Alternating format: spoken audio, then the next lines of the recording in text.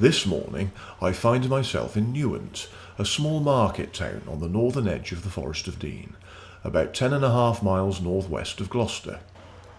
It is southeast of the River Wye, which was connected to Gloucester via Newent in the late 18th century by the 34-mile-long Herefordshire and Gloucestershire Canal. Newent is certainly one of the most attractive towns in the Forest of Dean district. It is a thriving, unspoilt market town, with a wide range of attractions for the shopper and visitor. Many of the buildings date from the 13th century, and centrepiece of the town is the old market hall, which was built in 1668.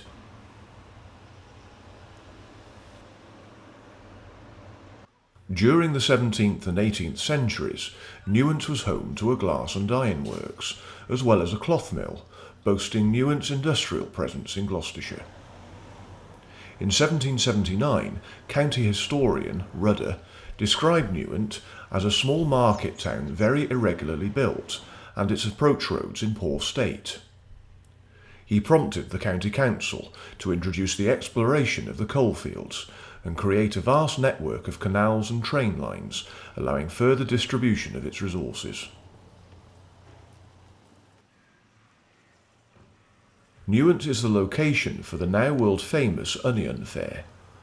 Last year, more than 15,000 people flocked to the streets of Newent in order to visit the hugely popular fair, which now has become known for its onion eating competition.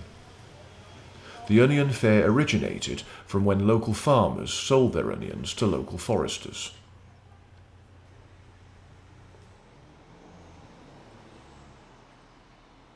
Newent is also home to Europe's largest cul-de-sac, Foley Road, and the birthplace of legendary record producer Joe Meek.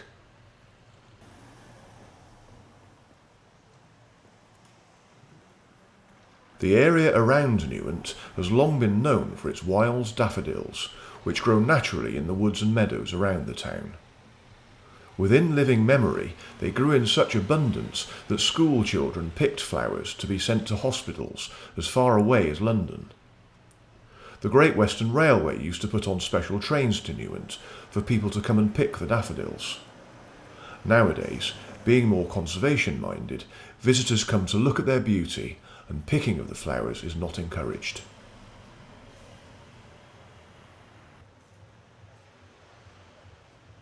Newent is well known for housing the International Centre for Birds of Prey, which I will pass on my walk later on. A world-famous vineyard, the Three Choirs, is at the centre of the Golden Triangle, so called because of the area's huge number of daffodils.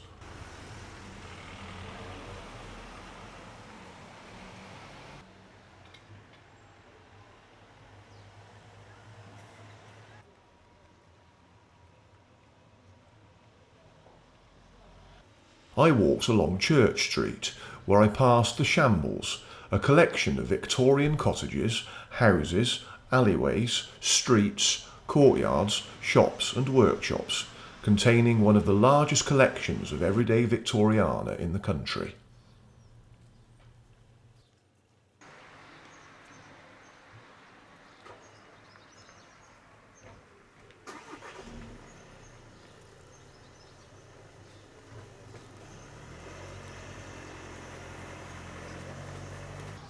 Outside the post office, I found a very interesting postbox.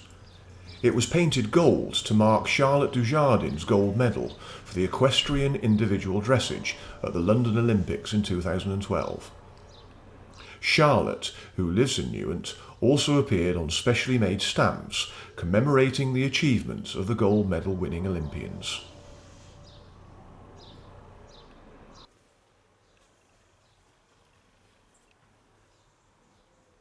Also located on Church Street is St Mary's Church of England. It is a Grade 1 listed building dating from the 13th century, but the site has been used since the Anglo-Saxon period. St Mary's Church has stained glass windows from the famous company of Clayton and Bell. Set on a 65-foot tower with 8 bells is an 88-foot spire. The church's organ was built in 1737 by Thomas Warne, a resident of the town.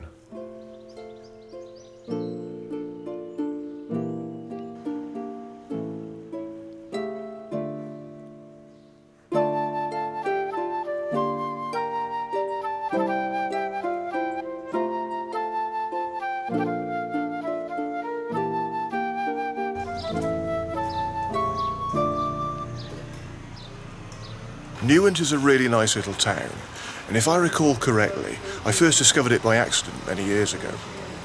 It was during the times when I used to ride on the buses all day all over the Forest of Dean, and I think I caught a bus that said Gloucester on the front, but it went a different route that I was used to, so the route went through Newent, and it was a really nice way of discovering it.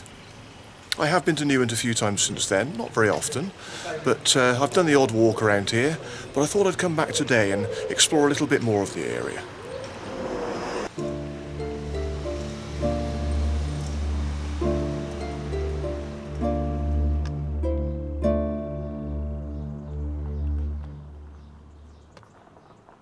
Walking out of the town centre, I soon followed Bradford's Lane, passing in front of the entrance to the Broadford Meadow Arboretum, as I bore off right along a track beside a thatched cottage.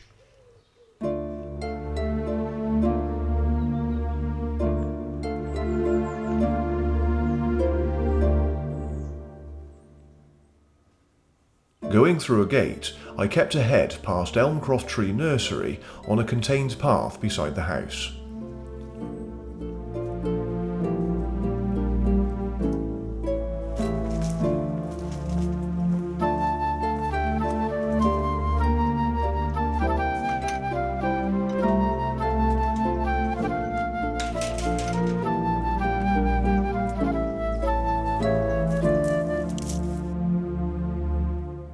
Beyond a gate at the end, I continued on a hedged gravel track to meet a lane.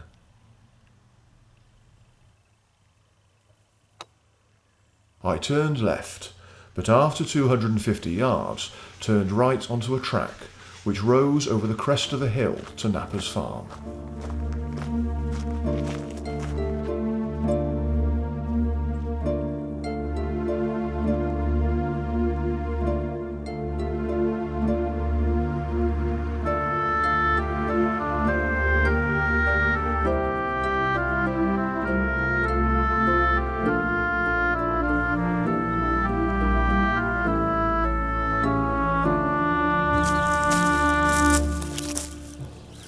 Well, I think I can see where I'm heading for now. Acorn Wood.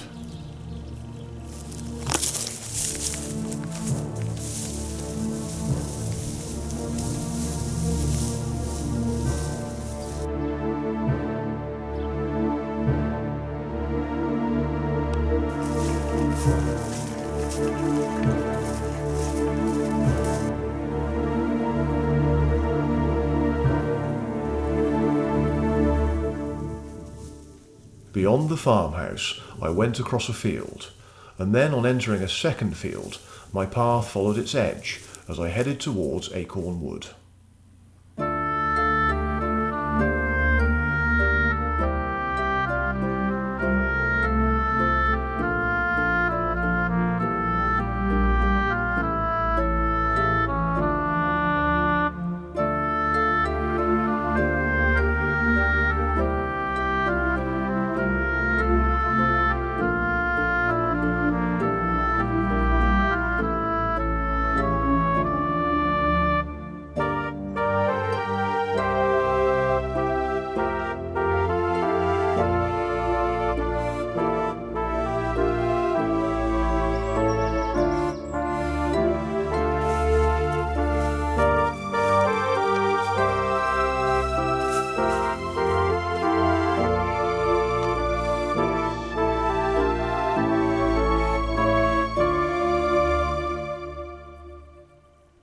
At the top corner of the field, I paused to look back across the tranquil countryside, where I could see the Malvern Hills in the distance.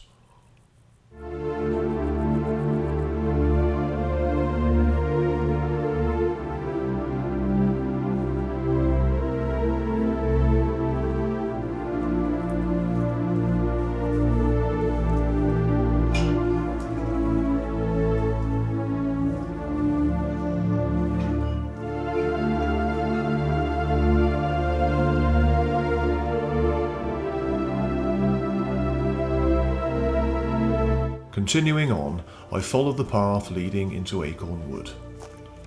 My path climbed gently through the trees.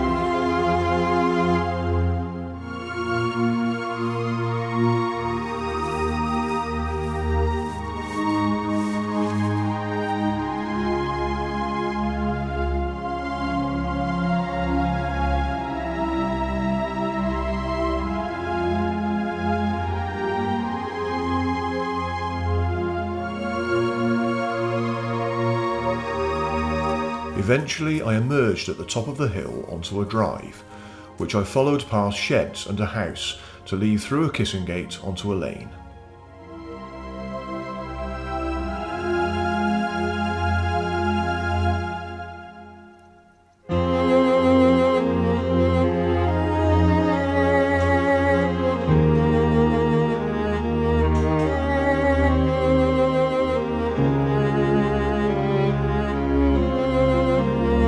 Turning left past the house, I continued along a descending hedged grass track.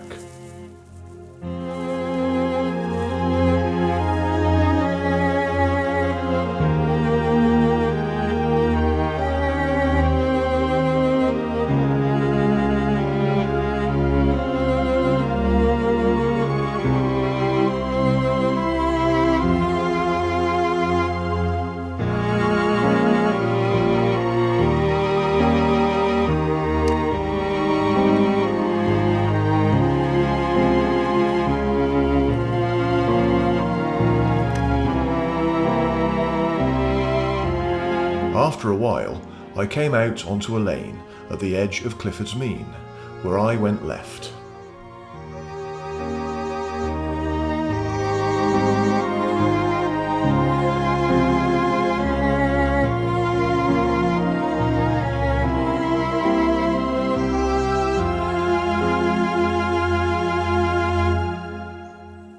Soon I arrived at the International Centre for Birds of Prey, which houses over 60 species of owls, eagles and hawks. It works towards the conservation of birds of prey through education, captive breeding, research and rehabilitation. Well, unfortunately, I'm not going in the Birds of Prey Centre today, but I did go once many years ago. It's a wonderful place, it really is amazing. There are so many different birds that you can see, but the thing that I remember most was at certain times of the day, one of the local members of staff would actually let some of the birds fly off their arm, and they would fly right up into the sky, and then they would come back and land back on their arm. It really was amazing to see. I'd love to go again sometime, just unfortunately not today. That'll be saved for another time.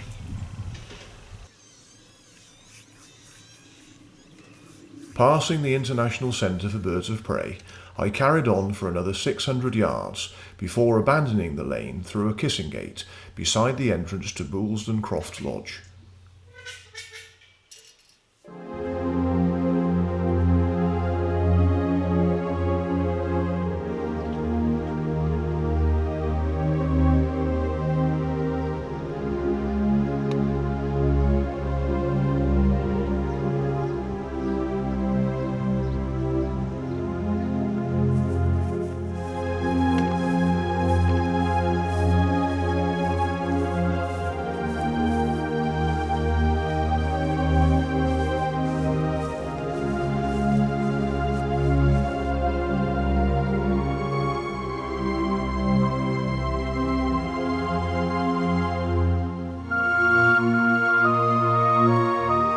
I followed the paddock boundary to head down a contained path between more paddocks towards a wood. There I went left on a rough grass path at the edge of the trees.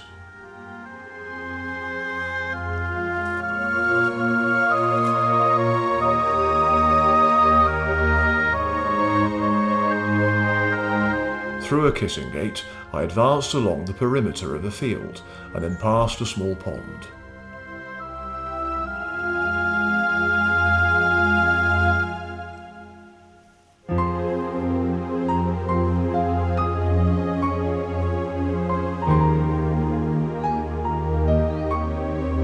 Going through a couple more kissing gates, I walked along a tree-tunnelled path.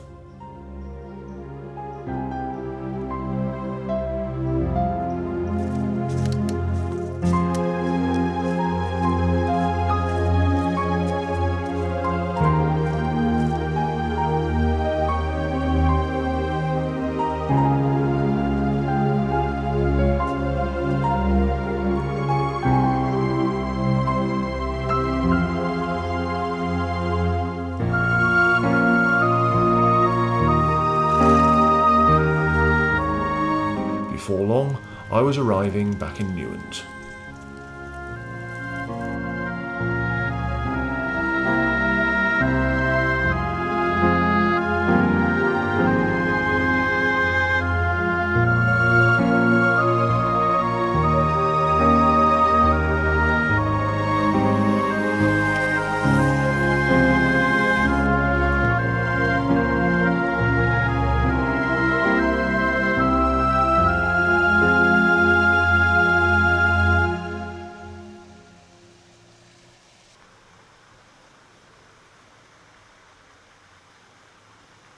Newent Lake is the jewel of the town. Originally part of the Newent Court estate, this large picturesque lake lay abandoned for several decades. Set in the beautiful surroundings of a park with many trees and shrubs, the lake is one of the area's most attractive leisure spots. Completely re-landscaped with walks, a new fountain, and restocked with fish, it is a haven for wildlife throughout the year.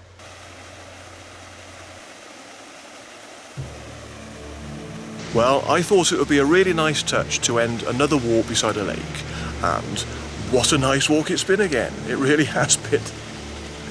It's not been too strenuous. It's been a 5-mile loop through rolling countryside, no real climbs today, but it's been really pleasant. And of course the highlight of today is coming back to Newent. It's been a pleasure visiting this lovely town again.